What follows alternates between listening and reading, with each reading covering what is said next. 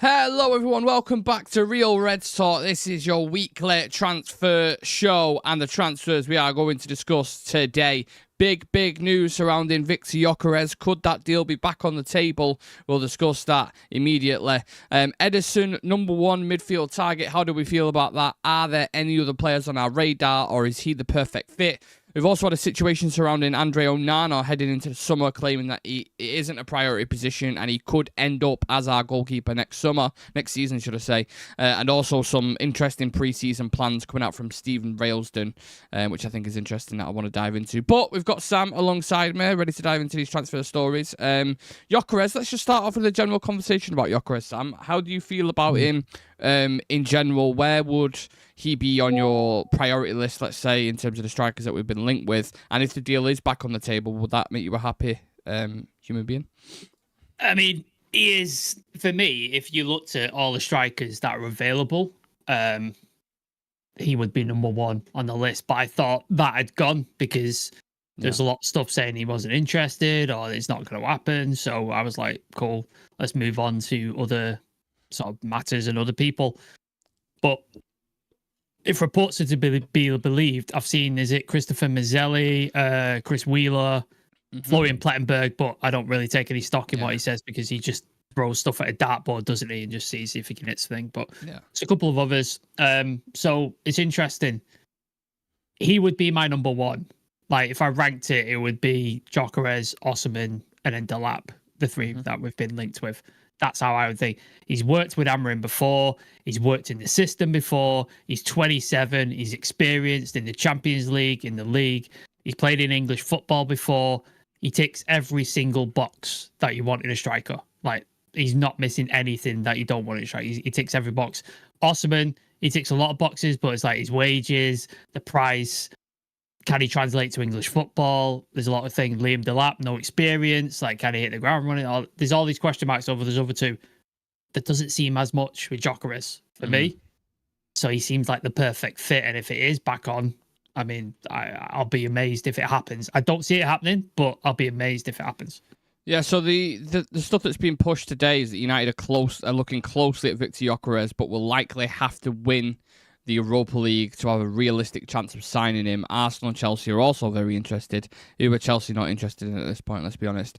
Gyökeres wants to play Champions League football, so that seems like a big marker for him, in which case, if we do win the Europa League, which is obviously a massive ask, and Gyökeres becomes an option again, does he slide back up? Because a lot of the things we're hearing in a minute is Delap is the number one target. But your plans do slightly change, actually, don't they, if you do win the Europa League? So I'm fascinated to see if that kind of, if that transfers over to other targets as well. Yeah. But the thing is, as well, I've seen Delap say he's waiting for a team with European football to see which teams have European football. So even the Delap one doesn't seem like as done deal as it seemed to be. So, Delap's number one target, but he seems like he wants European football. So if we don't win the Europa League, is Delap off the table as well? Like, does that mean Delap's not going to come to United? Like, there's another question there. Well, the thing is, there's a bit of a transfer merry-go-round at the moment, isn't there, in terms of strikers? Because you think, okay, well, if Chelsea get Delap, then you've got a free shot at Osimhen or Gyökeres, right? If Arsenal get Gyökeres, it's still Osimhen who's available you can go and get. So really, all three strikers aren't really bad options. It's just, I don't know, would United be the bottom of that list for players, do you think? Or does it specifically depend all... Because Chelsea might still not get European football. Well, they'll get Europa League, won't they? Yeah, might they'll probably get Europa League. They'll get Europa League, yeah. But you'd think if United don't win the Europa League, like, there's not enough pressure on it anyway to save our season. Now our transfers depend on it as well, apparently, like getting players. That depends on it as well. But obviously, if we win the Europa League or win the Champions League, that's an added kudos, not only financially for us because we've got more money, but also, like you said, we could attract the caliber of players of Gyokeres, of Osimhen and stuff like that, and Delap apparently.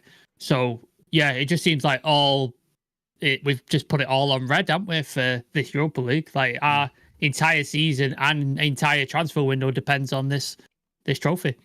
Also, do you not think it's a bit cocky of Delap to go, I want European football, mate? And you're like, hang on a minute, you've had one season in the Premier League where you've done well, don't get it twisted, like, you've done really, really well. But to sit there and go, I don't know, I want a club who wants... I mean, you're getting relegated with Ipswich as it stands, mate. So, you know, like, I appreciate you're a talented player, but... He's a young lad. He clearly knows he's talented and he clearly knows he's wanted. So he's calling his shot, isn't he? He's calling his shot. So you see it a lot with like young MMA fighters. They call out like these big time names to get the shot. And if they beat them, then they step up. But sometimes if they don't, then you look like a bit of a fool. So yeah, if he doesn't sign for a club with European football, then he's going to look a bit stupid, isn't he?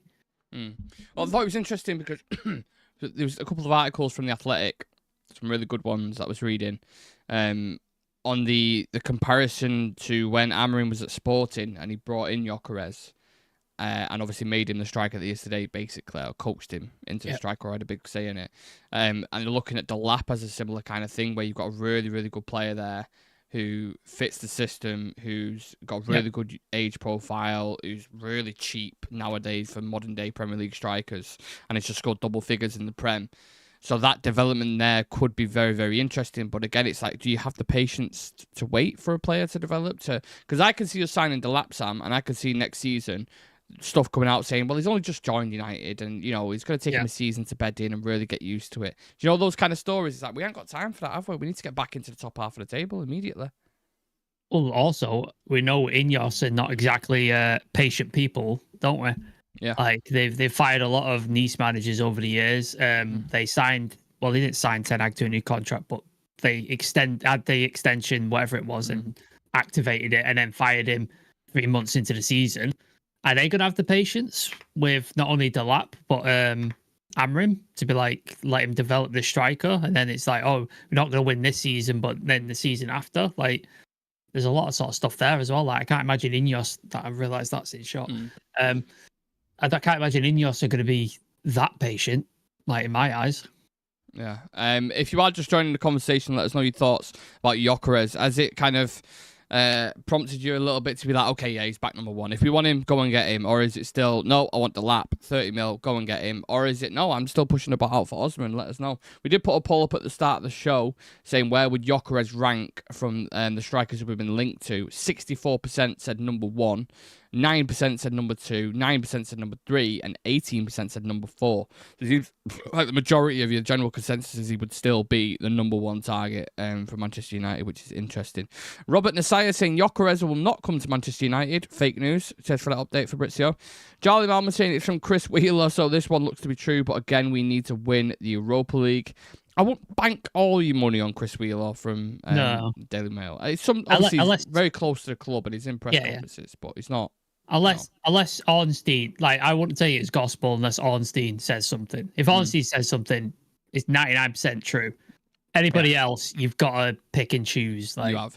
I don't get right. It does happen sometimes. You have briefs coming out from Turkey or France or wherever. Who was the guy? Who was the Italian guy who got the Hoyland thing? Alfredo Padula. Yeah. Like, obviously, nobody knew who he was, at the time. I know he might be well known in Italy, but all those guys didn't know who he was. And it was, he don't know anything. And he's proven right. I'm sure he was quite prevalent in the I don't know Italian media. Is the right word. But no, in the Onana thing as well. When we signed Onana, I'm sure he was quite heavily involved in that. It's all about agencies and the people who you know in that regard. So some people do have it, but the general big connections, like Sam said, it's always Romanos and Ornsteins and stuff. So yeah, keep an eye out for them. Gaming with a Gap says, W's lads, have a good one. Thank you very much for that. Gaming with a Gap. Do you ever always notice the names we have in our comment section? They're always a bit mad, aren't they? They've always got something like... What was the... Dramatic avocado. Avocado. What was the mango one? I don't see mango for a bit. Anonymous mango. Something with a huggy, was it? A full name huggy. He's on Panic quite a bit. Yeah. He's on Panic quite a bit. There's another one here. Where is he? Oh, Lumen. That was one. There's another Lumen. Sort of strange name. God bless him if that's his first name. And we're like, what a weird name. But yeah, we've had some... all that sort of stuff. Yeah, some strange names. But each to their own and all that. Andy Williams, I have a bad feeling we're gonna have to egg on our face and get none. Can see Gyokeres to Arsenal and Osman to Saudi and Delap to Chelsea. Well, let's discuss the actual. Who do you think would suit what club? So with Osman, for example, for me, I don't know if it's like the Drogba thing, but I just see Osman to Chelsea. I can see him fitting that. Having those because they've already got quite a powerful African striker there anyway. It just I don't know. I see that vibe. Do you know what I mean? Well, he said, didn't he? Osman, he said his idol is Didier Drogba. I think he said that in interviews. Yeah. So, yeah, it seems like a fit. Chelsea are into spending money and buying lots of players. They've done some dodgy thing, haven't they, where they sold some hotel back to themselves or something like and the women's team as well. They've done something with it, haven't they? So now the PSR's like okay, apparently, because they've done that, which, always dodgy dealings going on. But, and I imagine Chelsea are going to sell a shit ton of players this summer as well, which they always do, don't they? Like, there'll be players like Sterling will go, Chilwell, there'll be a couple of others that go as well. So they'll find a way to finance this deal. So, it seems like a good fit. It seems like a place that he would go. Obviously, Drogba played there. They're willing to pay the money. But who's going to be the manager? He's going to have no guarantee. I don't see Maresca staying. So the manager's going to be at Chelsea. Yeah, I think in a realistic world, I could see Gyökeres going Arsenal. I could see Osman going Chelsea and Delap going United. That feels like a fit that would happen. It's a possibility. Would Arsenal spend that amount of money on him? 65, 70? Yeah, I think so. Because they had the opportunity to buy. What did they offer for Watkins? They put 60 in for Watkins.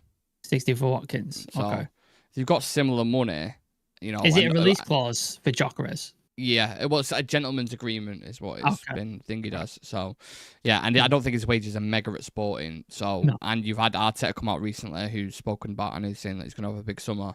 So, I think that's something they invest in, and he wants Champions League football, and they can guarantee that at the moment. So, when you have these preliminary talks with players and such, you can say to them, "Now we've already got Champions League football. We can give you the contract here, like we're doing with Cunha a little bit." We're competing for the Premier League every year, which is why it surprised me that Cunha is like, I'll just join. Which is like, okay. Maybe he's a United fan. Maybe. Well, his dad. I think his dad certainly is. His dad's been liking a lot of stuff on United's page and reading into that, whatever you will. But keep an eye out on this channel when that does drop, that news on Cunha. Just the last question on strikers. I mean, you've kind of already done it anyway. But if you was to rank the 5 that we've been linked with in terms of Sesko, Delap, Gyökeres, Osman, Ekitike, what order would you put them in? As in, who I think would be best United, or who I personally want? Who you personally want? Who I personally want? I would go Gyokeres number 1, Osman number 2, Sesko number 3, Delap number 4, and then Ekitike number 5. Interesting. Okay. Same question to the chat as well. Anyone who's currently watching, put your priority list in there. Are them top 5 strikers? Who is number 1 to number 5? Also, did you see that story with Brian Brobby, by the way, very quickly before we move on? 40 million, yeah. Yeah. Tenag wanted to spend 40 to 50 million on Brian Brobby, and he's now worth like 5 to 10. He's had a stinker of a season as well, apparently. Yeah, but this was also the guy who was pushing us to spend 70, 80, 90 million on Anthony as well. Crazy. So, yeah. Right, speaking about spending a lot of money, I'll get into the comment section in a minute. Please do smash a like on the video for us if you can. Manchester United, Manchester City, Atletico Madrid, Juventus, and Real Madrid are all closely monitoring Éderson. Atalanta have set a 70 million euro price tag for him, which is negotiable, apparently. I think that works out, what, 60 million pound or something. Are there any other midfielders that we should be looking at? Because I feel like with the strikers, like we just touched on there, we do have multiple options that we can assess and look at and maybe pivot to if we don't get the number 1 target. With midfielders, if Éderson gets swooped up, do we just leave it? Do we not go and buy one? Like, what's going on in that situation? We have to buy one, don't we? Like, it's needed. Like, you're losing Éderson in the summer. He's out of contract. They're probably going to shift Casemiro on, I imagine, just because of the wages alone. He'll actually go? Because I don't. I don't know if he will, but I imagine they're going to try. I imagine they're going to try. They'll definitely try. Try and shift him, but whether they do or not, that's a question, isn't it? Like, we'll have to see. But they'll definitely try and move him because paying him 300k a week is just not happening with the current players. So that's 2 midfielders you're losing. There's question marks over Mason Mount, obviously. Yeah. So he's like 3 midfield positions there. So you definitely have to go out and get somebody. Like, you have to get somebody. I know Toby Collier stepped up in recent things, and we've seen Jack Morehouse around the team and stuff like that. But it's like, are they ready coming to this team? Because he's not played them yet. Like, he's not put them into the team yet. What happened to Collier, by the way? He's an injury. I don't know what injury. I know he's injured, but I just don't know. Yeah. No idea what's up with him. I don't even know what's up with De Ligt. Do we know what injury it is? Nope. So, yeah, I have no idea what the injury is. But, yeah, I think it'd be interesting. I think we definitely need a midfielder. It's like a striker, an 8, like ball-carrying midfielder, and then a wing-back. They'd be like the 3 I'd be looking at. Because, obviously, he's shot down the goalkeeping thing. So, I think they'd be the 3 we're looking at. So, but also there's a 10 in there, apparently, that we couldn't, so. Sure, it'd be perfect for us, and they're playing tonight. Declan Rice in that midfield. Oh. All he asked for him. All he said, go get him. I just think the legs that he's got on him, the strength to get about the pitch, how quality he is when he gets into the final third as well. By the way, can you if you go back when we were linked with him heavily, if you go back and look at some of the pundits, they were like, "Oh, he's not good enough for this team. Like, he's not going to make it. Like, he's not strong enough." Blah blah blah. And now you look at him and you're like, "A lot of you were wrong, weren't you? You're all wrong." Lost it at a Imagine Ollie. Imagine Ollie got all the players he asked for. Can you imagine? I know. Like, I mean, during his time, we're talking Casados, Haaland, Rice, Bellingham as well was one, I'm pretty sure. Bellingham, Bellingham. Crazy. I bet he still thinks the same now. I bet he sits there at night. I bet that's what keeps him up. Yeah. And he's like, just imagine. But never happened. At least we actually tried bringing Bellingham to Old Trafford, and he still said, "Nah." I'm going. But Ed Woodward fucked it up, didn't he? He was like, just a whole talking shite. He's just weird. I'm interested to see how much we can actually invest in the midfield this summer, because we're talking about how many multiple priorities that we've got. How much actually can you put aside for that? Do we have 50, 60 million to spend on a midfielder? I'm not so sure. If they're spending 60 on Cunha, let's say they spend 30, 40 on a striker, you're pushing it a bit, aren't you? Without sales.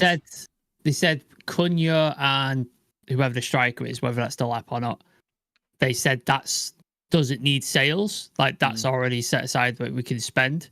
Anything else would depend on sales. So yeah, the whatever money it is we're going to spend on midfield would depend on sales. So it depends how well we sell, who we sell, how much money we get for them, etc. Like, that all depends. You got Anthony, Malacia, Rashford. They're the ones we're going to try and push out. Casemiro's another one we're going to try and push out. And then who else? Like, maybe some other people that they've not been mentioned, try and get sold. So yeah, it'd be interesting. How annoying is it, by the way, where like every year when we get into like near the summer, you're always hearing depends on sales. And I know it's because of how bad the club has been run. Yeah. Which is annoying. It's like, oh, well, we can only get this if we do that. It's like, how are we in that position? We've been ran by fucking idiots and people who are just extracting the club for profit rather than run it like a football club. Yeah. If we ran it like a football club, we'd be all right. Like, Liverpool are in a decent position because they're ran like a football club. Yeah. Brentford, Brighton, like, all these clubs are ran like a football club, so they're in good positions, like, to be able to go out and like do this. Chelsea are another matter. They're run like a business, but then they do all these loopholes and weird sort of shenanigans and stuff like that. City are on another planet in terms of like dodgy dealings, etc. So it's either you go down the dodgy dealing route and risk sanctions, or you run yourself efficiently like a proper football club. And we've done neither. We've just spaffed money all over the place with no thought about consequences. You mentioned Liverpool there and how well they're run and everything that's going on there at the minute. I mean, that whole situation, which we've not really spoken about since it's happened, and I don't think we want to, but it is just it's put it into light even more how much we need to get back to the top of football, even if it's competing or pushing for titles and top fours. Like, we're I mean, the target probably for next season is just to finish in the top half.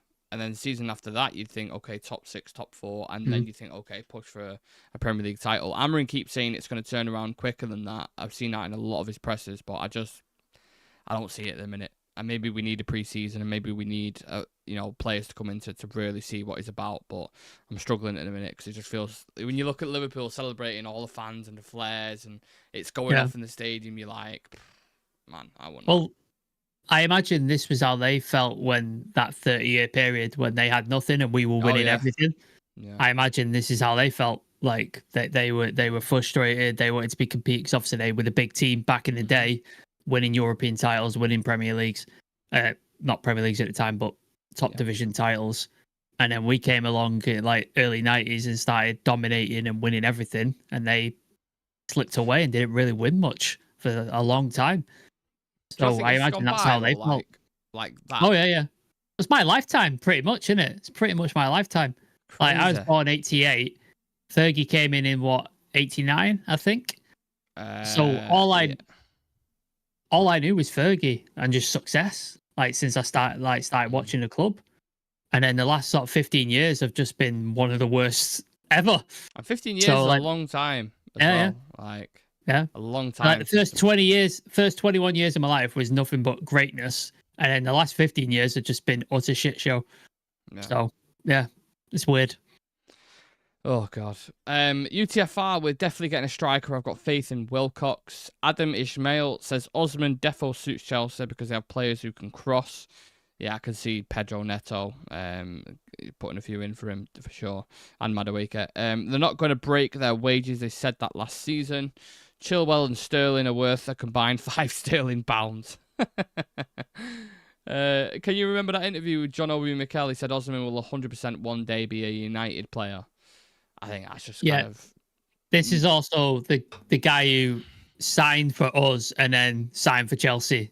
Like we took the pictures of him with the shirt, holding the thing up at Old Trafford, and then he signed for Chelsea. So I would go as far to say you could find any player that United have been linked with, and you'll find either a quote or a saying or something from back in the day where they're like, "Oh, I've always loved Old Trafford." Remember, was it James Madison, where he's like, he was a big fan of Beckham. He's a United fan. He's a United fan. So he was like, "I've always loved Old Trafford." He's also, you know what I mean? He also put a load of tweets out about how he hated Spurs as well, didn't he? And like. Load of shit. He had to delete those when he joined. Yeah, come back to haunt him big time. Pat May says Liverpool will be sniffing around for another striker. Everyone will be. Well, the majority of clubs will be. UTFR says 1 Gyokeres, 2 Gyokeres, 3 Gyokeres. So I think we know enough priorities. Fair enough indeed. That poll is changing as we speak, by the way, as well. Interesting. 75% now says he should be number 1 target. So 75% of the people, the current viewers, and the lovely ladies and gentlemen, think Gyokeres would be above every striker that we've been linked with. Which, yeah, fascinating. I like that. How much is Højlund worth? That's what Andy's just asked. What do you reckon, Sam? Currently, 15. I know what I think. 15? Yeah. Oh my God, that is a dramatic drop off. I would have gone double that at least. You reckon 30 million? 30, 40 million. You reckon somebody pays 30 million for him? 100%. 100%. I don't see anybody coming paying more than 20. I don't see anybody paying. There is interest there from Italy. I'm sure there's interest. But I don't see anybody paying that. Like they were trying to lowball us for fucking Garnacho, Napoli.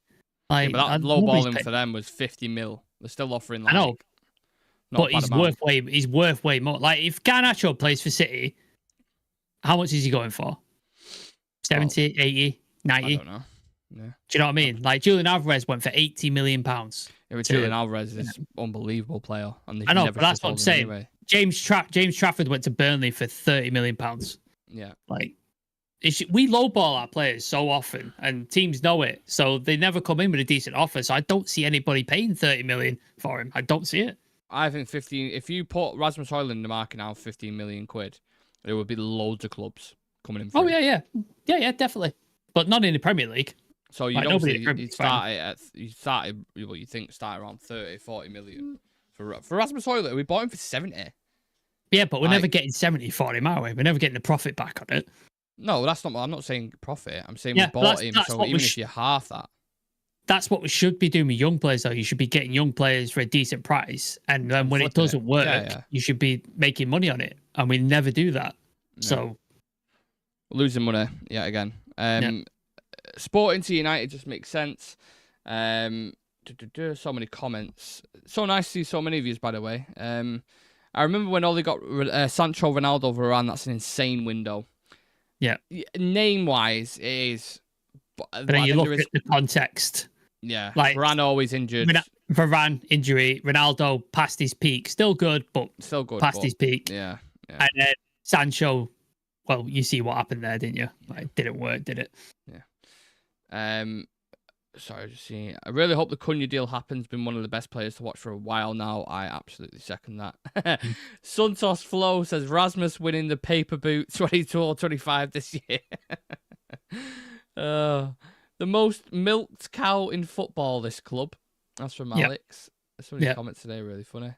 Did you see an Everton fan sold Liverpool blue flares with red labels? I love that. That was my favourite thing ever. Unbelievable. Yeah. Apparently spent weeks like relabeling them, getting the labels and like making it look like brand new and stuff. Like he proper put effort into it. So fair play to him. Yeah, I was a big fan of that. Proper shithousery. Højlund still has a good rep in Europe. He's easily 30 mil, still scores in Europa and Champions League. Paul Smith started watching United in 1973. We had to wait nearly 20 years. So it happened in the past, but United always come back big time. So it's just be patient and we'll be back. And my damn United. Sorry, my damn United. Sam, Nick, hope you both good. It's been a hot minute since I've seen that name. So I hope you're good, my friend. And nice to see you, my damn United.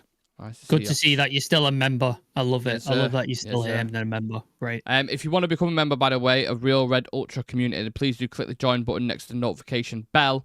You may get early access to a video dropping real soon, so just keep an eye out for that. Can I just read Danny's comment out, because I remember when I started on this channel, this is what I was going on about. But Sancho, Ronaldo, and Varane, when all we needed was a defensive midfielder. I think I went on about that for about 6 months. Saying just sign a fucking defensive midfielder, like, for the love of God. So yeah, like, Danny, I feel you, mate. Looking at like an ice oven and a fridge, and then you like, mate, we need cement for the bricks. What are you talking about before we build a house? You're looking at all this. We've got no what? There's no front wall on the house. Like, we need to stop the fucking draft coming in. When you fucking what are you doing? Back door's broken.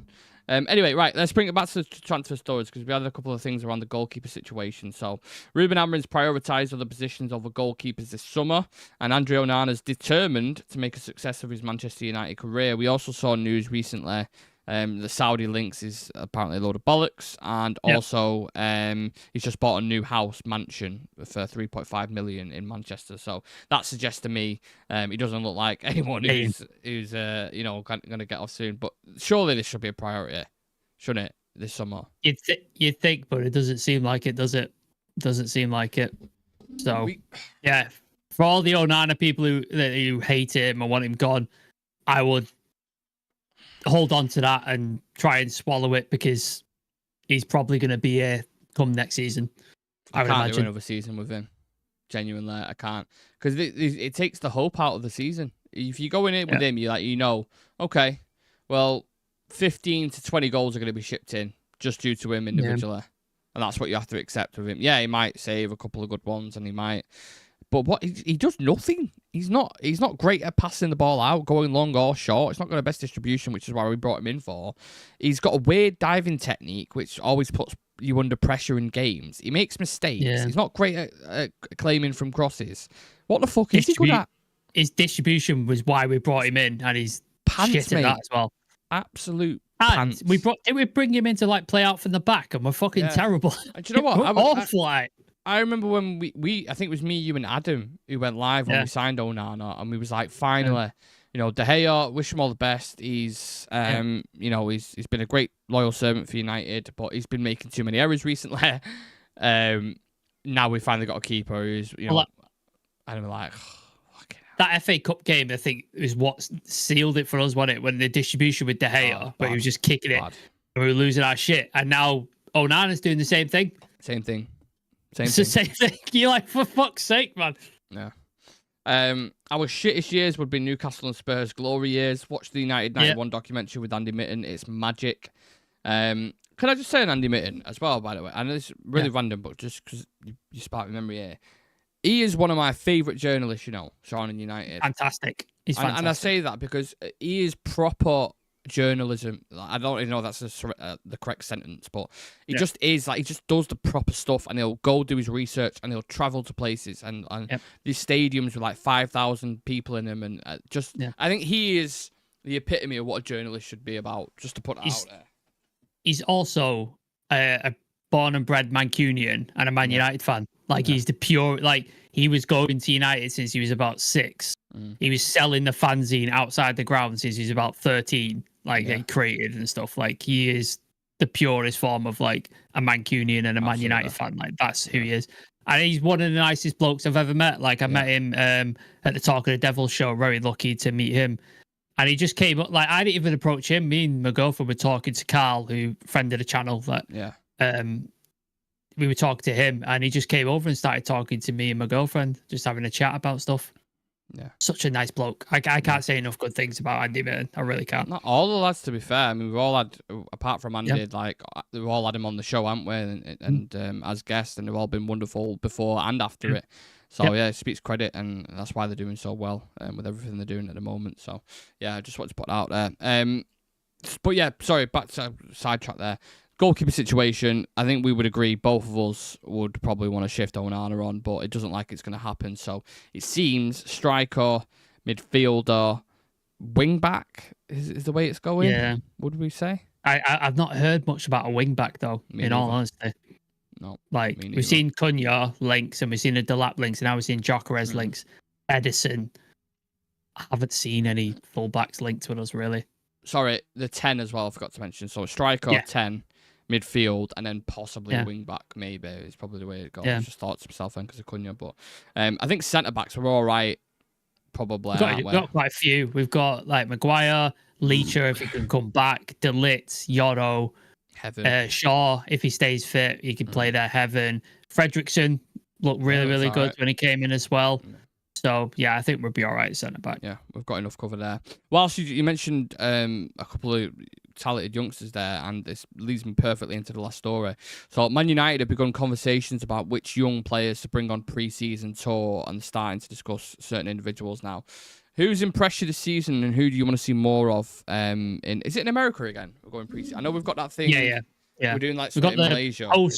Post-season tour in Hong Kong and Malaysia. Yeah. And then pre-seasons in America again. Yeah, in America again. So yeah, who do you want to see in America? Who do you think deserves a push from what you've seen this season? Harry Amas, I think he's been excellent since he's come in. I know a lot of people were worried and a lot of people like he's not physical enough and stuff, but I think since he's played, I thought he's been great. And I've rated him since the beginning. Like I thought he had what it takes, and he's proved it to me. Aiden Heaven has come in like an absolute train and just stormed it. What a fucking player he is. Like he looks fantastic. So I hope he's coming in. Fredrickson, we've only seen one game, but to me, looked fantastic. Really, like solid player. So I hope he gets to come. Did it surprise you how well he done? Yeah. Like I was at the game and I was just watching him going. He doesn't look like it's his first game at all. Like he looks comfortable. He looked calm. He looked like knowing what he had to do and stuff. Like I was really impressed. Like really shocked how. What was he, 18, 17 or something? Yeah. Like shocked how young he was. Slight as well. Small. Yeah. For a centre back. Yeah, definitely see him. We've heard a lot of talk about Morehouse. I would love to see him and see what he's got. That'd be really interesting. Yeah. I don't know what's happening with Shea Lacey. I really don't. Like, he seems to be injured a lot, and I would really like to see him back. I'd really like to see what he can do. And then we've heard a lot of talk about, is it Mantato or Mantanto? Mantato, yeah. Bendito Mantato. I've heard a lot of talk about him, so he would be really interesting. They're the names that I would put out there. Maybe you could chuck in Kone, Sekou Kone, because he's scoring some ridiculous goals in a minute. Ridiculous goals. So maybe, you could chuck him in. Jack Fletcher is another one you could sort of look at. You're listing names. I was about to say, you're listing names here. Yeah. Like, we've got quite a lot of talented players coming through. Now, obviously, not everyone makes it, but to have a range of options where people are at least going, I reckon he could make that next step. Cheeto, I don't know if you mentioned him then, but Cheeto's another one. Oh, shit. How did I forget Cheeto? Exactly. That's we've got that. Diego Leon, who we signed from Paraguay as a wing back. Yeah. Like, the building underneath the surface at United at the minute, at least you've got those strong... They're almost making, like, their own really super competitive league team below that, which is good. Yeah. And his other names, like... They're smashing the league as well, like, in the under-18s. They're just destroying... Every week, they're destroying teams. What was it against Leeds? 13-2 or something? Yeah, they're just smashing. They're just teams. Destroying teams, which is great for us. Yeah, a lot of talented players. So I think summer... That's why I'm more excited for this summer. I don't know if it was the last season when we went to America with Ten Hag. That felt really weird, didn't it? That pre-season, like very rushed and very Do you know what I mean? Transfers didn't happen, did they? Like, I know we got Mountain, but it was just like, and then Onana joined halfway through preseason tour, and then the other players didn't join, and so it was just a fucking mess, really. Yeah. So, I'm looking more forward to this summer and to bring players in, because let's be clear, most United fans now, they just want the season to fucking end. Apart from the Europa League, obviously we want to win that, but when that's done, it's like get to the summer, bring the players in for the love of God, and let's start seeing some proper football. I think, we can all preach that. So that's probably a good place to leave it. Appreciate everyone who's tuned in, whether you are watching this live or watching this later on. Please do hit that subscribe button and get us to 15k. We're pushing closer and closer, and that's only because of you guys. So really appreciate that. If you head over to Instagram, Sam's doing an incredible job over there. There's loads of stuff. Like, I'm talking reels, news stories, transfer stories. Mad stuff over on there. It's popping off on Instagram. So yeah, drop us a follow on there. Twitter, same thing as well, and TikTok. And before we go, anything else? Go on. Quick prediction from you: PSG, Arsenal tonight. What are you thinking? In terms of who I want to win, or who you think's going to win? We both want PSG to win, obviously. I think Arsenal's going to do it. Yeah, I really? think because I think. I love PSG's attack, and I think they've got a lot of solid players up top. But I think Arsenal are one of the best defensive coach teams in Europe, and I think they're tailor-made for the Champions League this season. And I think because they've got Saka back and Ødegaard together, and they've just seen, and Rice is in the form of his life. You think Barca, Arsenal final? Who are Barca playing? Inter. What Inter? Oh yeah, Inter beat. I don't know. Inter a good team. Potentially, yeah, probably Barca and Arsenal, and then that's a repeat of, is it 2002? Yeah. Henry. One it's close to that year anyway, but when obviously they lost it, so hopefully the same repeats again. But I think them two. Do you agree? I think PSG are going to beat over two legs. Really? I think PSG will win the tie and it'll be PSG Barca in the final. Are they away tonight, PSG?